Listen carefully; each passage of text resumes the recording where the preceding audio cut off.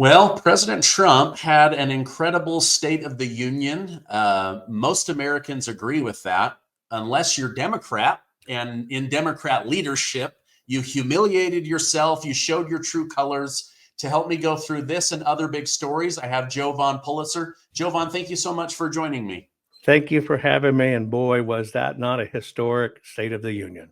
Yeah, it really, really well done, inspiring. I mean, some of the moments that I thought Trump was almost like Mr. Rogers. MSNBC, others, they're now saying, oh, he's taking advantage of children with cancer. I mean, just the most awful, petty, pathetic stuff. We'll get into some of that. But I noticed that Elon Musk reposted one of your tweets over Yes, sir. on X about how Democrats are fraudulently allowing the use of Social Security programs to vote in elections. You mentioned wanting to personally debrief Elon Musk on the problem. What would you say to him? What is some of the data that you would share with Elon Musk? Well, some of the things that have been going on, what he retweeted was a presentation I did to lawmakers in Arizona well over 3 years ago. And I explained how the Social Security hack was working. Of course, all kinds of people came out of the system and basically said I was a conspiracy theorist and not true, and et cetera. And I exposed how they're doing it. It had gotten to Elon. He amplified it 10, 20 million views or whatever it's at now. But it helped him along to, wait, let's do a shift here and let's look over at Social Security. And that's when they started running the numbers. And then all of a sudden, here it is. You see the numbers by the millions and millions and millions, and exactly what President Trump talked about last night. And you even saw the Democrats very disrespectfully hold up little banners saying he was lying. The thing with Elon is Elon speaks my language. I don't speak politics. I'm too blunt. I'm too direct. I'm too forceful. And I'm never going to be the nice guy in the room when it comes to messing with our country. Elon's the same way. It's just give me the numbers, show me how to find it and do it. The issue with our elections, we didn't get anything accomplished over 4 years from 2020 to now. And in fact, you watch the same racket go. Yes, President Trump got in, thank God. But they sold the down ticket over 60 days by continuing to count for over 60 days. So nothing really got fixed. The brilliant thing about it is the trifecta we have to have is Kash Patel, Elon, and Pam Bondi, because about 80% of the things we want fixed in our elections can be repaired by contract law and by understanding and enforcing the laws on the books. And it does not take any more work from Congress or the Senate in any way to get it done. So that's where my discussion would begin, because the patterns that you see actually show, and this is where this is why the battle is so hard. When you can show that somebody exerted financial punishment, financial extraction, financial strength by getting into a position of authority, and that it's using multi-resources to do it, especially across state lines. That's how they prosecuted the mob. It's called RICO, federal racketeering. That's why this is so dangerous, is because this is federal racketeering. And so it's not just about running the database to find out you have, 4 million people in excess of 115 years old. You also have to go to the extent that we've got to look at them and find them on the voter rolls. We've got to pull the voting records. And then we've got to pull, which is basically what is called the aging of the file. Here's what happens. Basically, you've got to look at the transactional part of it if you want it to stick. Cutting them out of the system is one thing. That's easy. Boom, they're gone, right? But if we don't understand the transactional analysis part of it, in other words, did they get checks? Follow the checks, see where they were deposited, then see where that 115-year-old person appears on the voter rolls, see how they've aged them, see how many times they've voted, Mm. And then what you have is the perfection of federal racketeering. So my focus with Elon or Cash or anyone would be on the perfection of the prosecution, because there's so many loopholes in the system. I'll give you an example. Somebody tweeted today, well, asking about, well, you got all the machines and you got smart people looking at it, and there's a glitch in the machine, but can't you compare the glitches and see where it affected the vote? And I said, well, number one, you need to understand what you're talking about. Number one, we don't have voting machines. We have voting systems, and most of them happen to be Dell computers. They're not machines. Second part of it is a glitch is exactly what they want it called. It was a glitch. We don't know. It was a hack, because nobody gets in trouble for a glitch. They want it to fall in the category of a glitch. But then when you look at the standards, practices, rules, and compliance, you look at what's called the EAC, Election Assistance Commission, VVSG, Voluntary Voting Systems Guidelines. There are no rules. It's all voluntary. And so you have to understand to pierce that. It's called piercing the corporate veil in the legal world. You have to understand how to pierce it, get underneath it, and prosecute it in the right way so it sticks. And this is why you have to do those connective dots. And so I would work to get Elon, get the legal teams, get the prosecutors, get the DOJ, get the Department of Defense, ironically, and others together to understand, okay, here are how all the pieces work. They can always say, well, you didn't tell me how I can spend the money if you're looking at the money given to USAID. When you connect it to the transactional part of it, to what ultimately gets us in a contract with government, which is called the ballot, then that's what perfects it for racketeering. And I think we need to focus on the things that we can make stick, because remember, if they were to eliminate 1 million votes in an election and just say we lost them, that would be a misdemeanor, a $2,000 fine, and they would convince somebody to get a slap on the hand and maybe 2 years probation. When you find out it's millions of ballots, they printed those ballots, they mailed those ballots, they perfected the ballots, they called them back in, et cetera. Each and every ballot is both a state and a federal felony, a criminal offense. And that's where we have to get focused if we're going to fix this permanently. Okay. I see two things that would benefit the country. Let me know what you think of these. Number one, if we're not sending monthly checks to 20 million fake Americans, somebody's receiving those checks. Those are going out. Like the Democrats are like, there's nobody that age. It doesn't matter. Somebody's getting a check. Are they cashing it, right? Right. Doesn't that strengthen Social Security, because now 20 million people aren't taking money out of the Social Security Trust Fund every month? Yes and no, but it's the domino effect of what it's really going to lead to. First, you're right. That money needs to come back into Social Security. Why they're panicking is because when you start tracing down those checks, you're going to understand the financial system they've built behind it. It's not just shutting off the recipients. You're going to be able to shut down the financial systems that transfer it. But then you have to understand what really happens. I'll give you a prime example. If we were to look at Chicago, Illinois, and you look at the fine work of Bobby Payton, and you have a lawmaker that comes in, they get elected to office. Now, you know, and I know, you have kids, you have a big family. You and your wife have kids, and although you may do it at a little faster clip than everybody else, you can kind of predict these things, right? You see a family name grow based on the ages. You get it? Now, you go to Chicago, you get a lawmaker in. All of a sudden, a weird thing happens on the books, and it happens in many cities. You look at that lawmaker's names, and then all of a sudden, that name explodes in population. It's like everybody with that same last name moved to the state. And then when you really look at it, you'll see one is 123 Main Street West, 123 Main Street East. What are the odds of that with the same family name? But instead of having maybe 20 new descendants in 10 years, you have some of these that grow up to be 10,000 more people or 30,000 more people. Now, why does that matter? When you look behind it and you look at things like stimulus checks, COVID checks, unemployment checks, you find out a lot of those people are getting those checks.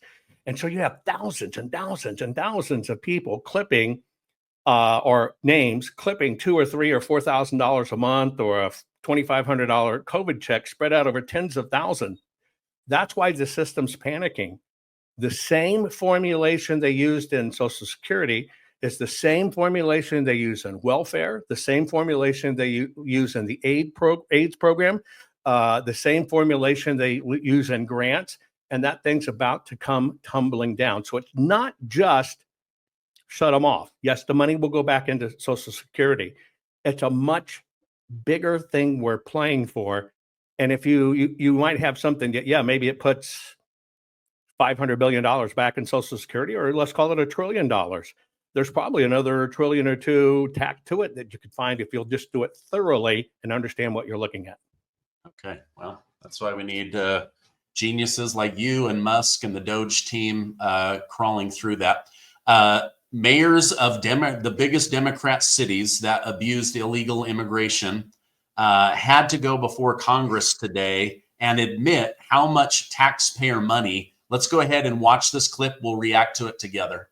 The IRS is the largest collection agency in the world, and it just stepped up enforcement for 2025. If you owe back taxes or have unfiled returns, do not wait for the IRS to come after you. Simply avoiding your tax troubles is the worst thing you can do. Getting ahead of it is a smart move, but never, never contact the IRS alone. Turn it over to the team at Tax Network USA. Why? Because not all tax resolution companies are the same. Tax Network USA has a preferred direct line to the IRS. This means they know which agents to deal with and which to avoid. Tax Network USA has proven strategies that are designed to settle your tax problems in your favor. Whether you owe $10,000 or $10 million, their attorneys and negotiators have solved over $1 billion in tax debt. Talk with one of their strategists. It's free. Do it today. Stop the threatening letters. Stop looking over your shoulder and put your IRS troubles behind you once and for all. I want you to call 800-958-1000 or visit tnusa.com/Gardner. Again, give them a call right now or go to tnusa.com/Gardner. I will leave that link down below. Our chair recognizes Dr. Fox from North Carolina. Thank you, Mr. Chairman. Mayor Johnson, in the last 4 years, how much has Chicago spent on care for illegal aliens? Thank you for that question, Congresswoman. So since 2022, since the governor of Texas began Just shipping... tell me a number. I don't need a speech. Just tell me a number. So since 2022, since the governor of Texas was shipping individuals to cities across this country, the city's budget, roughly 1% of the city's budget over the course of 4 years. Mayor Johnston. How much money? 1%. Just say the number, right? The same question, and I don't need a speech, just a number. Thank you, Dr. Congresswoman. Thank you, Congresswoman. It's $79 million over the last 2.5 years. Mayor Adams, same question. How much has New York spent to care for illegal aliens? Approximately $6.9 billion went out of our taxpayers' funds. Mayor Wu, same question. How much has Boston spent to care for illegal aliens in the last 4 years? We do not ask about immigration status and giving city services and providing that access, so we do not have a number. Taxpayers have been bearing the brunt of the massive wave of illegal aliens who've entered the United States. The Biden administration seemingly declared taxpayers and hardworking Americans collateral damage in the pursuit of open borders. Again, Mayor Johnson, are NGOs providing services to illegal aliens in Chicago? In accordance with the Welcoming City Ordinance, our sister agencies or city departments, we do not seek the status of any individual that is seeking service. Mayor Johnston, are NGOs providing services to illegal aliens in Denver? Thank you, ma'am.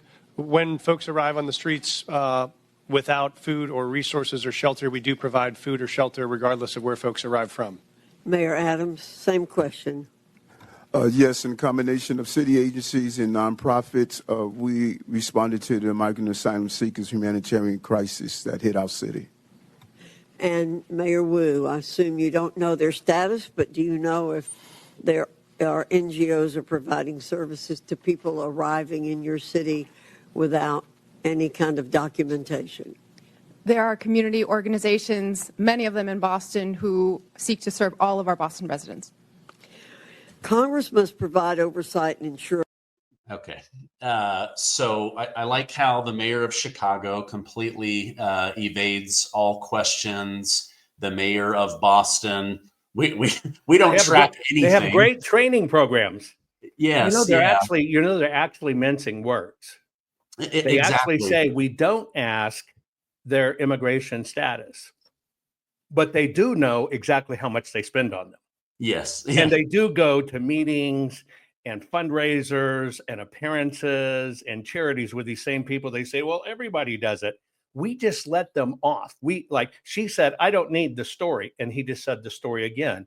And we don't go, wait a minute, and call them out. That's why you have to be on your toes. It's all about words. They have built-in convenient excuses like we don't ask somebody's immigration status. Well, let me tell you why they do. Because they ask for the status because if that number goes up, they get to prove they have more immigrants in their city and get to ask for more money. Yeah, I mean, I know that they have limited time there in Congress, but why wouldn't you say, hold on, you're spending hundreds of millions or billions of dollars and you don't know that, like, you're not running a good city. I think, and yet they just let them off. I mean, at least I have respect for Mayor Adams, who goes, begrudgingly, 6.9 billion of taxpayer money, and he correctly said it's taxpayer money. Well, there's two things going on there, and I hope people recognize what's going on. Number one, the system is not trained, one, to listen, and two, to get an answer. A lot of people just want to be on the books. I asked the question, and that's a scorecard. Let's in this case on a conservative side. Now she pushed back the first time and got the same darn answer the second time.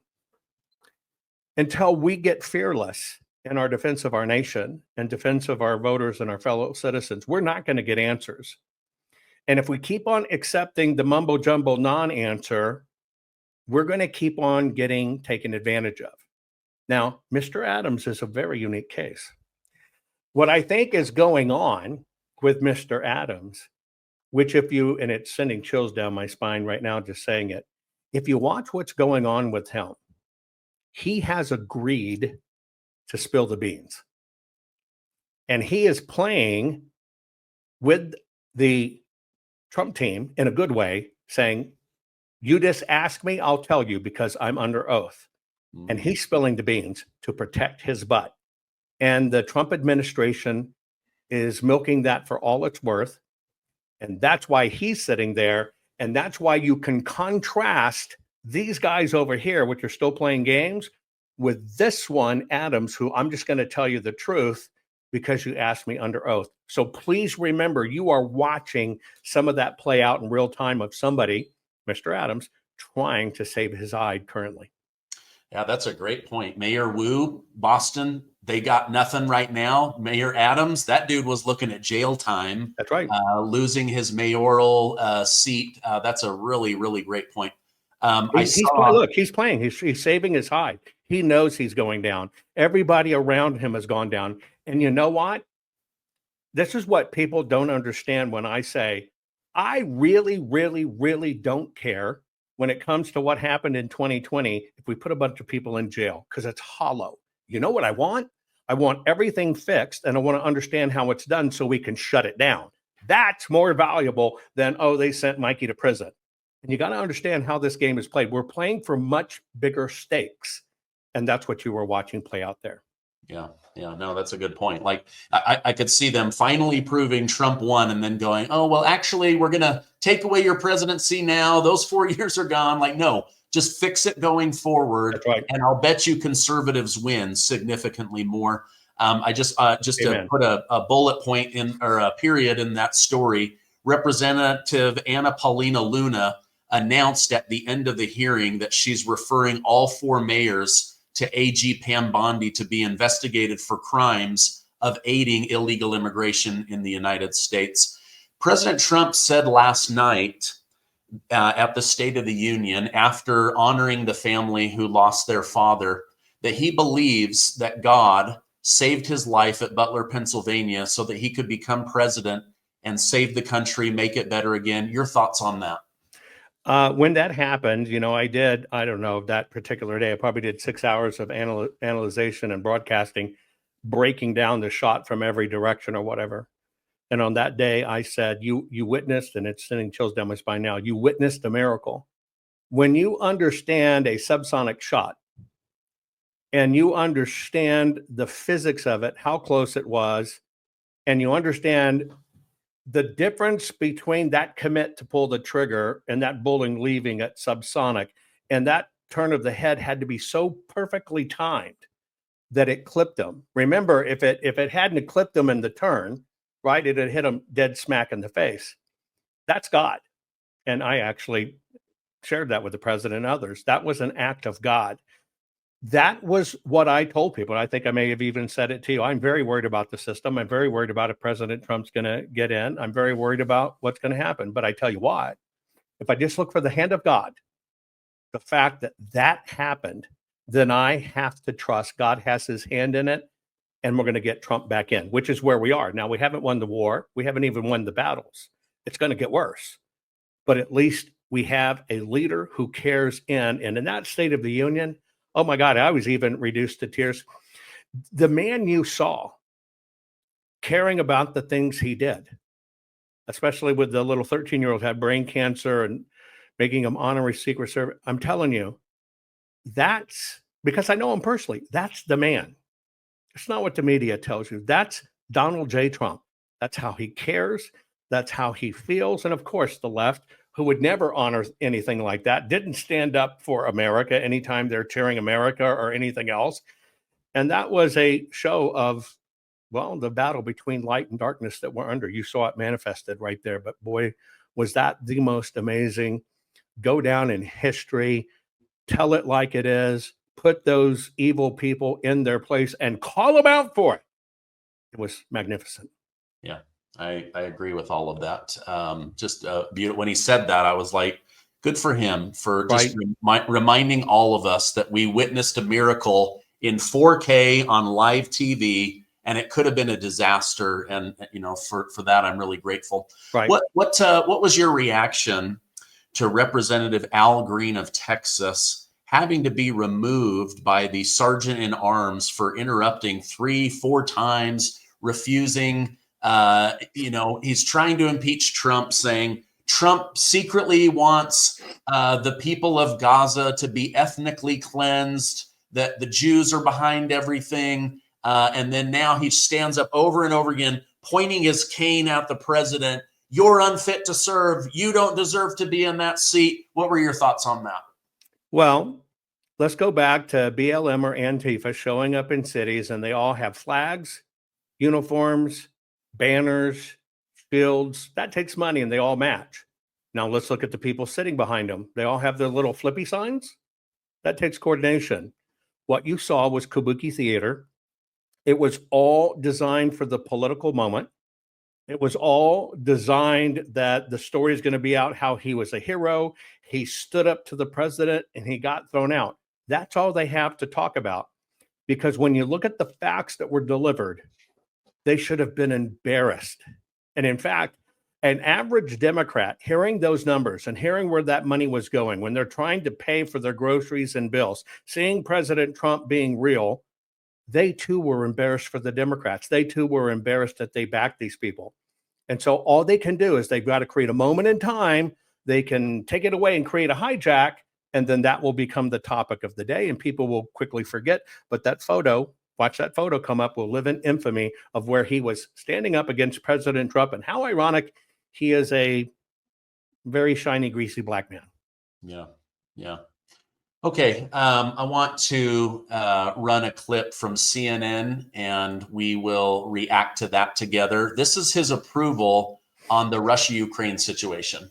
The easiest way we can kind of just ask this is, do Americans like the way that Trump's handling his job and compare it to how they felt about Joe Biden? So this is the net approval rating. You look at Joe Biden back in 2024, he was 22 points underwater. Holy cow. You look at Donald Trump, it's just a different planet entirely. I mean, the gulf between these two is wider than the Gulf of America or Mexico, depending on which side of the aisle you stand on. He's at +2. So look, at this particular point, Americans are giving Donald Trump the benefit of the doubt. He's doing considerably better than Joe Biden was doing on the handling of the Russia-Ukraine conflict. And so on this simple question, I think Americans are saying, okay, Donald Trump's doing all right on this. What about specifically on how they feel about bringing the war to an end? Yeah, okay. So, look, questions on this can be quite complicated, but I think this kind of gets at sort of where the American trend line is. Americans on the Russia-Ukraine war want a quicker end of the war, but Russia keeps its captured land. Look at this, 50%.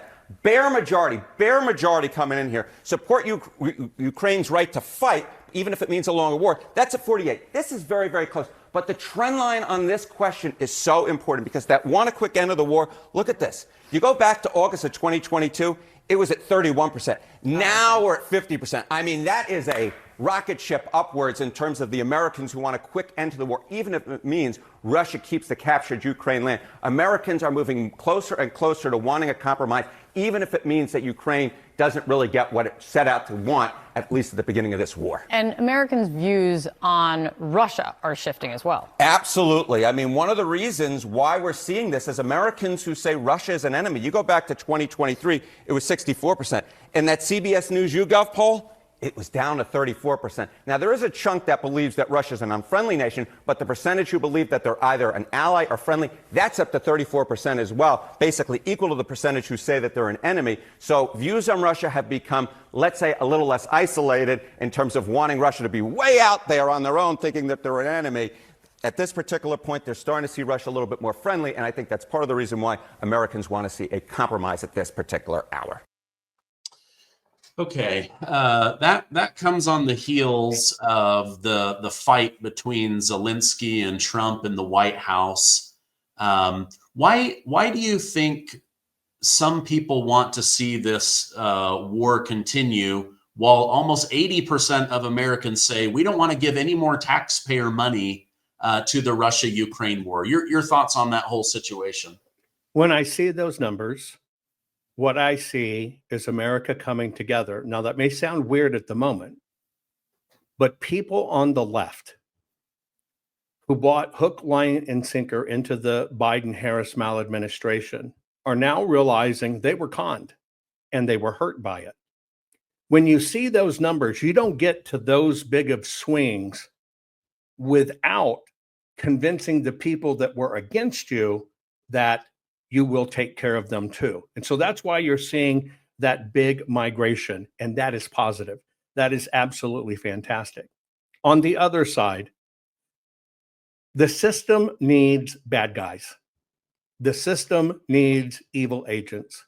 The system needs people you can hate. And, all this time, everybody has hated George Soros, and rightly so. Until you find out that USAID had given him $265 million. Well, the system gives him our money. He uses it where it looks like his money. He's allowed to make wild profits, but we have a bad guy to look at. At the end of the day, was he really the one moving the strings? No, our own country, our own government, and our own money was doing it. I think finally, Americans, with no regard for the side of the aisle you're on, are recognizing this. Now, where we are on that divide where you saw the 50 and the 48%, if we were to look at them empirically like a science project, one is a physical fact, one is a feeling fact. Russia keeping the land that they got during the military attacks, well, it's so very small, it doesn't mean anything. So that's a physical thing, no big deal.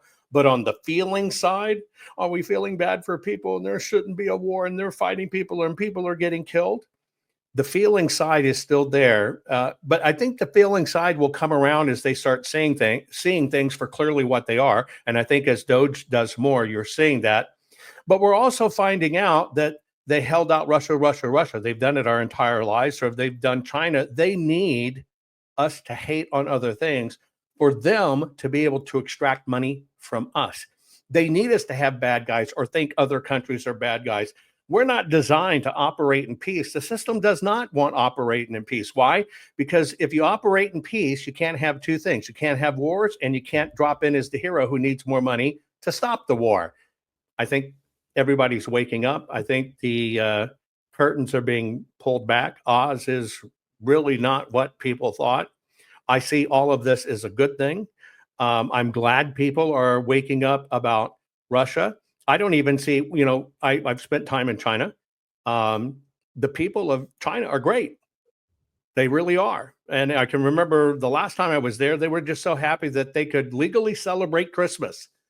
They wanted to show you their Christmas trees. This was at a time during Biden's administration or whatever, or Obama's administration, where we're saying, well, you don't say Merry Christmas, it's racist. Well, the Chinese people, it's getting lifted up on, and they're so happy. Their malls were decorated, highways are decorated, just that they could embrace Christmas.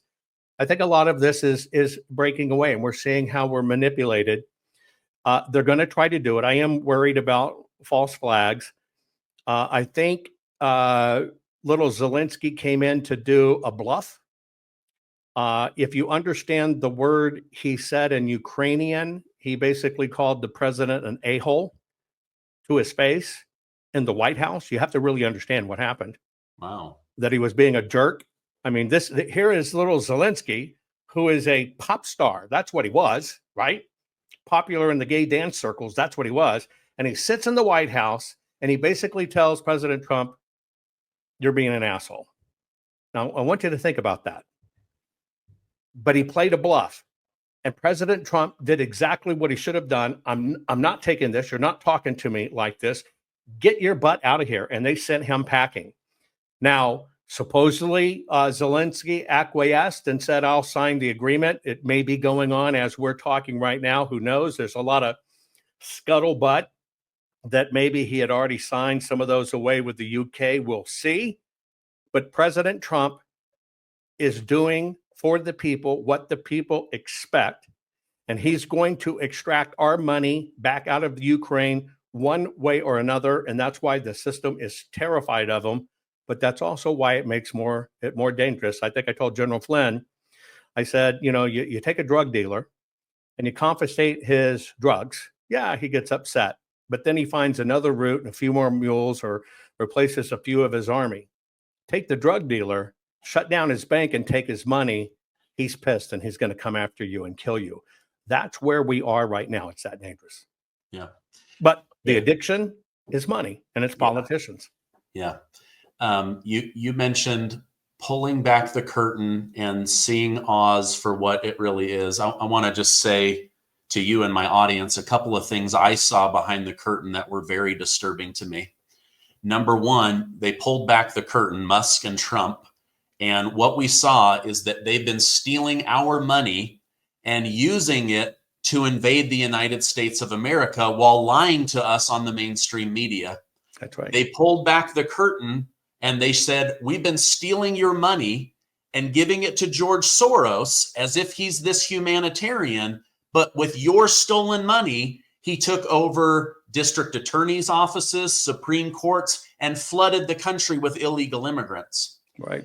They pulled back the curtain. I saw that we have Americans that are struggling for food. They stole our money and they gave it to other nations so that they can have food. Right. They pulled back the curtain. They showed me that they gave Hamas $2 billion after attacking Israel and then said Israel is bad for defending itself, while these pieces of garbage said that they want ethnic cleansing, and they gave Hamas the money to continue to fight Israel. Right.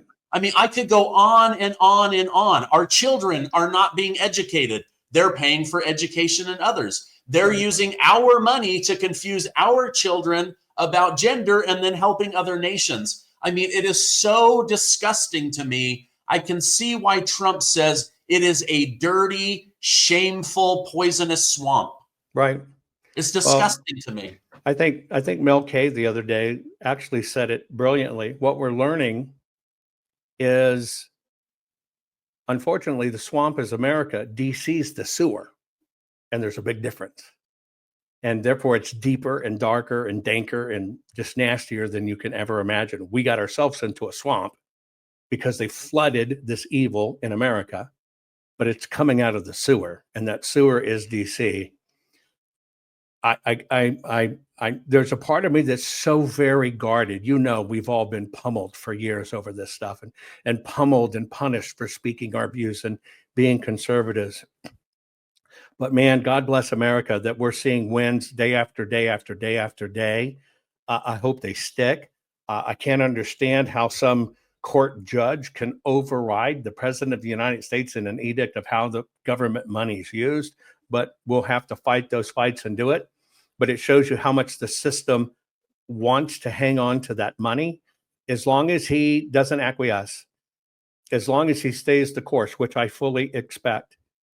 And I have to trust the people that he's put in. You know, there was a part of me that I watched Mike Johnson on the State of the Union, and he looked like somebody who was really fighting for us. But yet it's the same guy that told us we'd have all the January 6th footage long ago, and we still don't.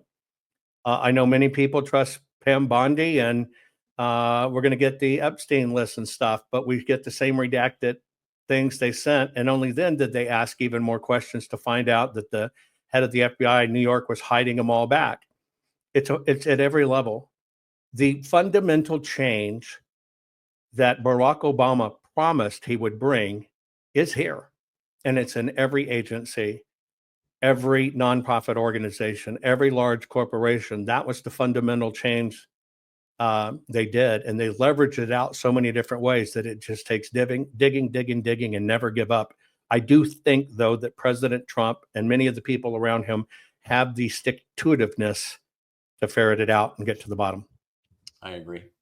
All right, let's go deeper into the swamp, the mainstream media. President Trump is this kind, charitable person. I've heard story after story after story about how he's maybe too nice, but the media says he's too mean, right? So he brings this young man who, as a child, finds out that he has brain cancer. He's now had 13 surgeries. His dream is to grow up and be a cop. President Trump brings him there, tells his story of courage and bravery, and then makes him an honorary member of the Secret Service. It was this Mr. Rogers beautiful thing. Democrats can't clap for it. They can't honor it. And now listen to what MSNBC, the hate that they were spewing late last night. This was a lesson in finding one thing that you let yourself feel. And I let myself feel joy about DJ. And I hope he's alive for another, 95 years, right? And I hope he lives and the life he wants to live. He wants to be a cop. He knows what he wants to do. And maybe when you have childhood cancer, that crystallizes for you. And I hope he has a long life as a law enforcement officer. But I hope he never has to defend the United States Capitol against Donald Trump supporters. And if he does, I hope he isn't one of the 6 who loses his life to suicide. And I hope he isn't one who has to testify against the people who carried out acts of seditious conspiracy and then live to see Donald Trump pardon those people. I mean, it's so gross to me. I mean, they're now using this child to try to drum up January 6th again, hinting that he might kill himself. I mean, what are your thoughts? This is gross to me. I saw it, and as I saw it rolling off her lips in the clip, I go, wow, they're kind of embracing that President Trump did something right. It made an impact. But then when they flipped the script, she only told one truth in there. The officers died of suicide, not by Jan 6ers like they lied forever. But they will do anything to try to make the story stick. I'm convinced, I truly am convinced now, that there is a bounty system. And let me go back and let me position this for you. As soon as you saw DOGE cutting off USAID, within the same week, you saw major networks acting host. That is not a coincidence. They were being paid to spew rhetoric and be there as a host. And USAID was the one that was paying those big ass salaries, right? So you saw that fall away. Yes. I'm also convinced that when I watch their syntax and I watch what they deliver, I'm pretty sure we'll ultimately discover there was a bounty system. In other words, you say it, it's got to go out in the air and you bring it back up and you get an additional cash bonus. And that's what I think these people are doing. They're just printing checks because the party will pay for it and you're going to get paid to repeat it. And so your job is to make sure you end on that because they know most people hear the ending, not the beginning. And I'm convinced that's what's going on and eventually will be exposed. Jovan, that is so brilliant. I did not even put two and two together that they cut off that money. Suddenly these mainstream media people, they like, hey, there's no money. Like, That's right. What changed about the money? Did your advertisement dry up? Did Big Pharma pull, back 50% because of RFK Jr.? No, right? It's almost like you remember around the election, there was like all those UFOs in New Jersey. And then they're like, well, maybe they're just drones. And then they just happened to not fly on Christmas, which was a federal holiday. And then they started the very next day and everyone went, wait a minute, this is the government flying drones and scaring us and making President Trump not go to New York and New Jersey and other things. Like, oh my gosh, you're so right. Like they cut off this money and suddenly we got to fire a bunch of people. That's right. They were getting away. They're cutting it off. They can't be there. They took them off. They knew that money well dried up. One thing I would wish that President Trump, you asked what I would be talking with Elon about. One of the conversations I haven't been able to have with President Trump, I'd love to have, would be he needs to go back and rewrite and reinforce the Smith-Mundt Act, which basically it used to be illegal for the United States to engage in propaganda in its own citizens. Now that's when everybody was growing up and news was real. They had to tell the truth or they could be sued. During the Obama administration, he undid what was called the Smith-Mundt Act. He undid it. And it basically said reporters no longer have liability and you will say what the government wants you to say, even if the government wants you to tell a story you know is false, but they decide it's for the good of America, and we will pay you for it. And he undid all of that before he left. That was called the Smith-Mundt Act. One of the things I hope President Trump does is go back in, reinstall that. And that's why you saw that abrupt change, where they used to say, oh, we're fair and balanced, we're this, and we don't choose sides. And then when Trump goes in, they go bang, and they come out with their fangs and Frankensteins going on. That's what you saw in play. So that's one thing in this world of mainstream media that could be cleaned up. It's definitely one thing that that's going to help us significantly. He appointed Carrie Lake, who I also know very well. I love Carrie Lake. She is going to basically head up how we communicate with the world, broadcasting wise, with all the other foreign countries. They were broadcasting to foreign countries the same beliefs they were giving to universities. We're white supremacists, we hate gay people, we hate Muslims. Our own government was broadcasting that to other countries. That's how they fomented the hate, and that's why hate became sanctioned. Wow. Well, if you can't reach Trump, reach Carrie Lake, and maybe she can, have a meeting. Yeah, we actually, just being in honesty, we've already talked about it and stuff. She's changing it. She's changing it immediately. And the one thing I do know of Carrie Lake, she'll tell the truth like it is. She's fearless. Yes. Oh, good. Well, she got the short end of the stick in Arizona. I believe that election. You did the audit of the election. Jovan, I hope you get a chance to give this information to President Trump. I hope you get a chance to meet with Elon and really dig into Social Security and the voting fraud and how they're using it. Trace all that down. I think that it would change America fundamentally for the better. And that's, they're terrified of that. But I really hope that you get that opportunity. If people want to follow you, you have a show. How can they follow you? Yeah, I'm on Rumble. It's just my name, Jovan Hutton Pulitzer. I broadcast every day, 7 days a week, 7 a.m., 7 p.m. That's in Central Time, so you can remember it, 777, because I think we're all lucky we can be doing this together. Additionally, I am on X. I still call it Twitter. I'm trying to get over to X, but it's Jovan, my first name, H. Pulitzer. It's just the H in it. And I always put out facts and stats, and that's where you saw Elon pick up some of my work, and then it went viral and went off. One of the things you can do if you want to fight this war, I tell people you can get in it one finger at a time. I'll do the hard work. I'll do the heavy lifting. I will give you the numbers. I will give you the information. I will show you how to use the system. You just follow me and amplify it and tag Elon and tag President Trump. Yes, I've spent a lot of time there debriefing, but there's so many debriefs that have to go on, but so much stuff has happened in these first, 40 days. I think we're making headway. But if you want to join this fight, don't sit and watch. Raise a finger and retweet. Now, let me tell you how powerful that is. I taught one group of my followers, which were predominantly women about the age of 65, who were not avid social media users. I said, if you want to learn how to fight this war digitally, I will teach you. About 10 of them took me up on it. And what they decided to go after was the attorney general in Arizona that did not look at the Arizona audit evidence, but he was running in 2022 for senator. Now, he's a career politician. He came right out of the chute, and he's like at 76% leading. I showed them how to what's called co-amplification.